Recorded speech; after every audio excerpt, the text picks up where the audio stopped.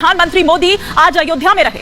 उन्होंने अपने अयोध्या दौरे की शुरुआत रोड शो से की और यहां जनसभा को संबोधित करते हुए कहा कि ये एक ऐतिहासिक क्षण है जो बहुत ही भाग्य से हमारे जीवन में आया है। मैं भारत के 140 करोड़ देशवासियों से हाथ जोड़कर ये प्रार्थना कर रहा हूं कि जब 22 जनवरी को अयोध्या में भगवान राम विराजमान हो तब राम ज्योति जलाएं, दीपावली मनाएं। उन्होंने कहा कि 22 जनवरी को सभी का अयोध्या आना तो संभव नहीं है, लेकिन यहाँ का कार्यक्रम पूरा होने के बाद एक बार अपने परिवार के साथ जरूर यहाँ आए। प्रभु राम को तकलीफ हो ऐसा हम भक्त कभी नहीं सह पाएंगे। हमने 500 साल इसका इंतजार किया है, कुछ दिन और कर लें। अपने बीच पीएम को पाकर अयोध्या वासियों में भी एक अलग ही उत्साह देखने को मिल रहा था। पूरी अयोध्या को दुल्हन की तरह सजाया गया था और यहाँ उत्सव सा एक माहौल देखने को मिला।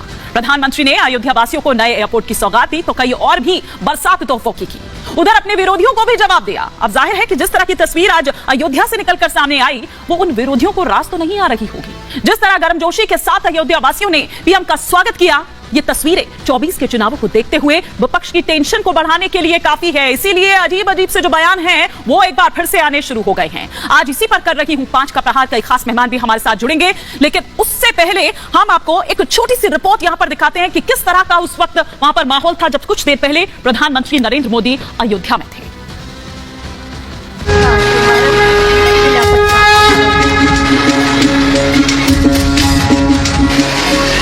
कुछ इसी तरह प्रधानमंत्री नरेंद्र मोदी आज अयोध्या पहुंचे और सरयू नगरी को विकास की बड़ी सौगात दी, जिसमें भव्य एयरपोर्ट, आधुनिक रेलवे स्टेशन सहित कई बड़ी योजनाओं का तोहफा दिया। ये मौका इसलिए भी खास था क्योंकि रामधुन से सराबोर परिवारजनों को उनके मोदी जी ने उस ऐतिहासिक दिन के ठीक 22 दिन पहले सौगात दी, जब शताब्दियों के इंतजार और पीढ़ी दर पीढ़ी करोड़ों सनातनियों के संघर्षों के बाद मर्यादा पुरुषोत्तम भगवान श्री राम अपने भव्य मंदिर में विराजमान होंगे। ऐसे में राम नगरी का विकास मोदी सरकार की प्राथमिकताओं में होना लाजमी है। 15,000 करोड़ रुपए से अधिक के विकास कार्यों का शिलान्यास और लोकार्पण हुआ है। इंफ्रास्ट्रक्चर से जुड़े ये काम आधुनिक अयोध्या को देश के नक्शे पर फिर से गौरव के साथ स्थापित करेंगे। इस दौरान पीएम मोदी ने रामलला के मंदिर आगमन पर करोड़ों सनातनियों की भावनाओं को भी संबोधित करते हुए इस बात का भी जिक्र किया कि लोकतंत्र रूपी आस्था के परमात्मा परमेश्वर यानी जनता को भी मोदी सरकार पक्का घर दे रही है, तो मोदी की गारंटी की ताकत को भी पेश किया। एक समय था जब यही अयोध्या में रामलला टेंट में विराजमान थे। आज पक्का घर सिर्फ रामलला को ही नहीं बल्कि पक्का घर देश के 4 करोड़ गरीबों को भी मिला है। आजकल कुछ लोग मुझसे पूछते हैं कि मोदी की गारंटी में इतनी ताकत क्यों है। मोदी की गारंटी में इतनी ताकत इसलिए है क्योंकि मोदी जो कहता है वो करने के लिए जीवन खपा देता है। एक तरफ समूचा भारत राममय है और 22 जनवरी के पावन दिन का बेसब्री से इंतजार कर रहा है, तो दूसरी तरफ INDIA अलायंस की बौखलाहट भी नए आयामों को छू रही है। ऐसा इसलिए कि जो विपक्षी खेमा खुद को लोकतंत्र बचाने का झंडा बरदार दिखाने से थकता नहीं है, उसने न सिर्फ अयोध्या में प्राण प्रतिष्ठा के न्योते को सियासी तराजू से तौल कर देखा, बल्कि अब वो मर्यादा की इस गिरावट पर पहुंच गया है कि उसे मर्यादा पुरुषोत्तम में भी सियासी उम्मीदवार दिखने लगा है। इतना ऐलान होना बाकी है कि हमारे कैंडिडेट अयोध्या से या कहां से प्रभु श्री राम है, अब यही कहना बाकी है। इतना पॉलिटिक्स चल रहा है राम जी के नाम पर। साफ है कि एक तरफ पीएम मोदी देशवासियों से 22 जनवरी को प्रभु राम के लिए दिया जलाकर उन्हें सम्मान देने का आह्वान करते हैं, तो विपक्ष की बौखलाहट खत्म होने का नाम नहीं ले रही। ऐसे में सवाल ये है कि अयोध्या और राम मंदिर को लेकर विपक्ष की बौखलाहट कब खत्म होगी? क्या विपक्ष को राममय देश के माहौल में 2024 में खुद की जमीन खिसकने का डर सता रहा है? आज इसी पर देखिए 5 का प्रहार।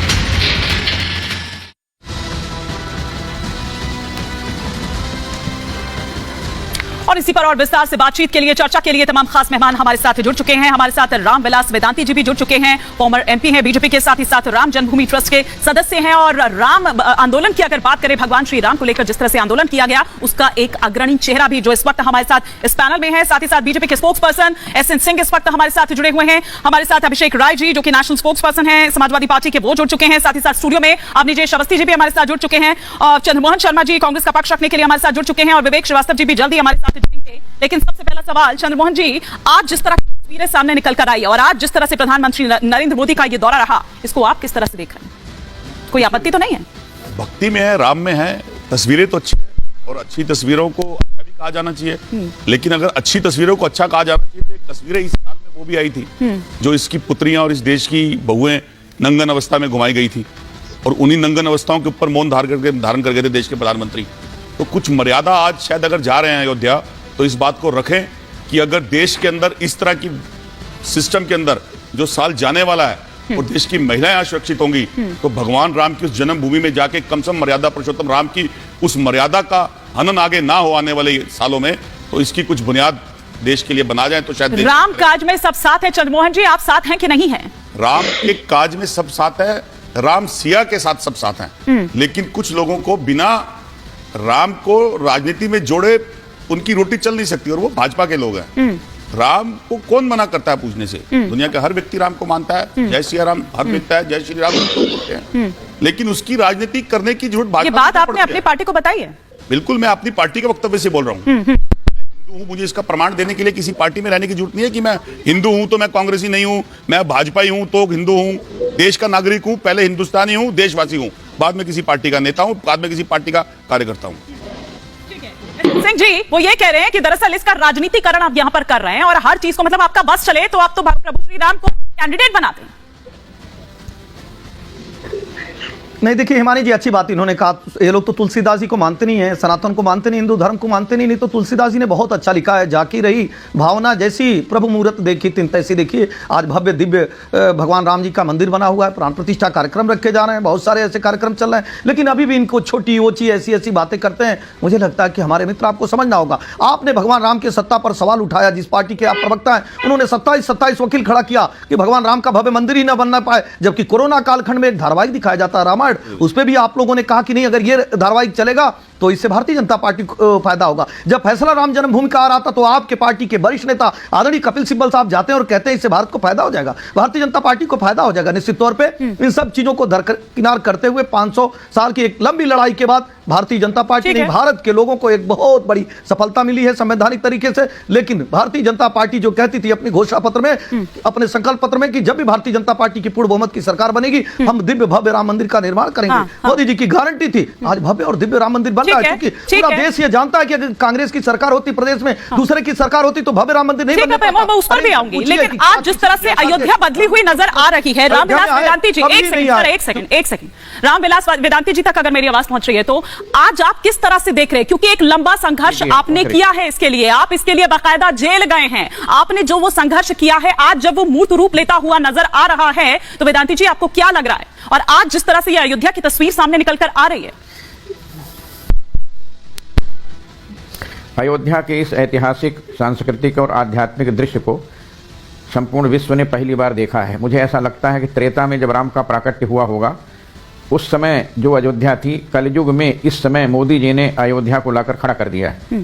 सांप्रदायिक सद्भावना, राष्ट्रीय एकता के दृष्टिकोण से सबको साथ में लेकर जो प्रतिज्ञा मोदी जी ने 2014 में किया था, सबका साथ, सबका विकास, सबका विश्वास और सबका प्रयास, आज उसी लाइन पर मोदी जी अयोध्या आकर के अंतर्राष्ट्रीय एयरपोर्ट जो महर्षि वाल्मीकि के नाम पर बनाया गया है उसका उद्घाटन किया, और अयोध्या धाम जंक्शन रेलवे स्टेशन का जो नवीनीकरण हुआ है उसका उद्घाटन किया है। इस दृश्य को लोग देखेंगे, इसकी कल्पना भी किसी ने नहीं किया था, लेकिन आज अयोध्या वासियों का सौभाग्य है, देश के राम भक्तों का सौभाग्य है कि यह दृश्य मोदी जी के कारण हम सब लोगों को देखने को मिला है। ऐसा लग रहा था कि साक्षात त्रेता अयोध्या में उतर कर आ गया है। दोनों तरफ सड़कें के लाखों लोग, कोई बैंड बाजा बजा रहा है, कोई नृत्य कर रहा है, कोई झंडा दिखा रहा है, कोई जय श्री राम का नारा लगा रहा है। मोदी जी पर लोगों का विश्वास जागृत हो गया है। और मुझे इस दृश्य को देखने के बाद ऐसा लगा कि विरोधी लोग नहीं चाहते हैं कि कोई अयोध्या आए, विरोधी लोग नहीं चाहते हैं कि राम जन्म मंदिर बने, विरोधी लोग नहीं चाहते हैं कि राम लला की प्राण प्रतिष्ठा हो, लेकिन विरोधियों की न चाहते हुए भी 2019 में 370 धारा समाप्त हुई, 35 से समाप्त हुआ। विरोधियों के न चाहते हुए भी 3 तलाक समाप्त हुआ। विरोधियों के न चाहते हुए भी सुप्रीम कोर्ट ने 9 नवंबर 2019 को निर्णय दिया कि जहां रामलला विराजमान वही राम की जन्मभूमि है। तो आचार्य जी, जो विरोधी सवाल इस कार्यक्रम पर उठा रहे हैं, समारोह पर उठा रहे हैं, आचार्य जी आप उनको क्या कहेंगे? क्या लग रहा है? क्योंकि क्या आपको क्या लग रहा है, ये सरकार का कार्यक्रम है, ये बीजेपी का कार्यक्रम है, ये संत समाज का कार्यक्रम है? एक कहावत है खिसियान बिल्ली खंभा नोचे। ये लोग डरे हुए हैं 2024 के चुनाव को देखकर। देश की जनता को विश्वास हो गया है कि हिंदुत्व की रक्षा, सनातन धर्म की रक्षा भारतीयता की रक्षा, मानवता की रक्षा केवल भाजपा कर सकती है। मोदी जी के आने के बाद विरोधी पस्त हो गए हैं, इसलिए हर बात का विरोध विरोधी लोग करते हैं। विपक्ष की पार्टियों ने केवल एक मुद्दा बनाया है कि हम कैसे भाजपा का विरोध करें, और भाजपा के विरोध के लिए अच्छा काम भी मोदी जी करते हैं तब भी उसका विरोध करते हैं। अयोध्या के विकास के लिए जिन योजनाओं को मोदी जी ने प्रस्तुत किया है, ये कांग्रेस के लोग, सपा के लोग, बसपा के लोग, ममता बनर्जी कभी कल्पना कर सकती है? ठीक है। कल्पनातीत विकास की जिन योजनाओं को मोदी जी ने आज प्रस्तुत किया है, हाँ। इन योजनाओं को विपक्ष कभी स्वप्न में कल्पना भी नहीं कर सकता। अभिषेक जी, अयोध्या के विकास के लिए सिर्फ राम मंदिर नहीं बन रहा है, विकास भी हो रहा है। विकास और विरासत का संगम देखने को मिल रहा है। और आचार्य जी जिस तरह से यहाँ पर कह रहे हैं, वो कह रहे हैं आप लोग डरे हुए हैं, आपके पास भी मौका था, कर लेते, आप विकास ही कर लेते।